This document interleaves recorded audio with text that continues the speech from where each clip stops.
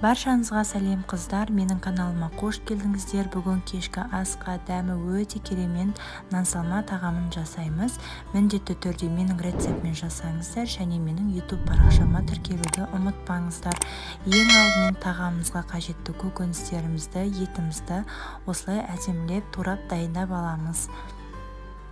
Енді отымызға, яғни газымызға табамызды қойып, одан кейін сұйық майымызды қатты көп немесе аз қылмай құямыз да етімізді бір 5 минуттай қуырып аламыз. Етімізді қуырып болғаннан кейін үстіне пиязымызды салып, тағы да араластырып жіберіп, бетін жауып қойып 5 минуттай қуырып аламыз. Одан кейін пиязымыз қуырылғаннан кейін үстіне сәбізімізді, тәтті бұрыштарымызды салып, тағы да 5 минуттай қуырып аласыздар да, одан кейін картоптарыңызды да салып, тағы да 3-4 минуттай қуырып аламыз. Картопты сәл қуырғаннан кейін қызанағымызды саламыз. Аздап қуырып алғаннан кейін үстіне 2 ас қасық соевый соус қосамыз. Осындай соус қоссаңыздар түсі әдемі болып шығады. Бұндай болмаса, қызыл томат пастасын сәл көбірек етіп қосыңыздар. Мен мұнда 2 ас қасық қостым. Егер соевый соус болмаса, 4 ас қасық қоссаңыздар болады. Жақсылап араластырамыз да үстінен суымызды құямыз. Суымызды сәл бетін жауып тұру керек. Қатты көп болып кетпеу керек қыздар.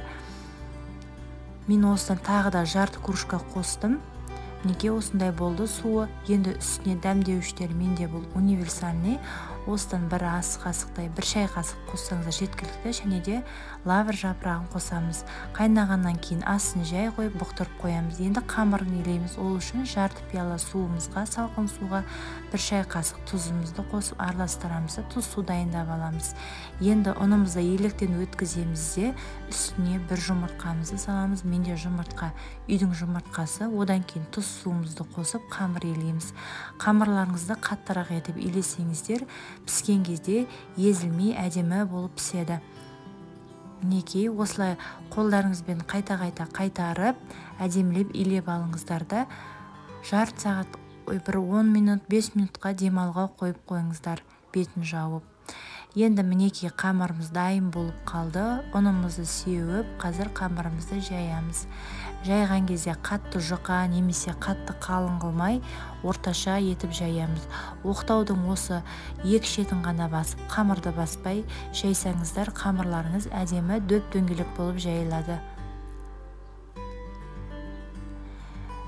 Қамырды кескен кезде қақ ортасына мен осылай кесемін де, дәл видеодағыда кессеңіздер болады, немесе өздеріңізге ыңғайлы кессеңіздер де болады. Осылай 2-ге бөліп алып, қамырымды орап алып, ұзынша етіп кесіп шығамын. Мінекей қамыр кескен кезде осындай болып шығады. Енді суымыз қайнағанша қамырымыздың арасын ашып, осылай жайып қоямыз. Суымыз қайнағаннан кейін 1 шай қасық тұзымызды салып жібереміз де, үстінен қамырымызды саламыз да, бетін жауып қоямыз. Қайнаған кезде суыңыз аппақ болып бұрқылдайды, сонда үстіне мұздай суыңызды құйып жіберіп, мінекей легенге қамырымызды түсіреміз. Астына міндетті түрде сорпасын құйып жіберіңіздер, және де ожаумен арасына міндетті түрде сорпасын құйып осылай араластырыңыз, сонда қамырыңыз жабысып қалмайды. Үстіне подливіңізді салаңыз. Одан кейін мен үстіне жұмыртқаны осылай қайнатып қойып турап салдым. Өте дәмді болып шығады қыздар. Міндетті түрде жасап көріңіздер. Барлықтарыңызға кеңес беремін. Видеоны соңына дейін қараған болсаңыздар, лайк басып комментарий қалдыруды ұмытпаңыздар. Баршаңызға ас болсын.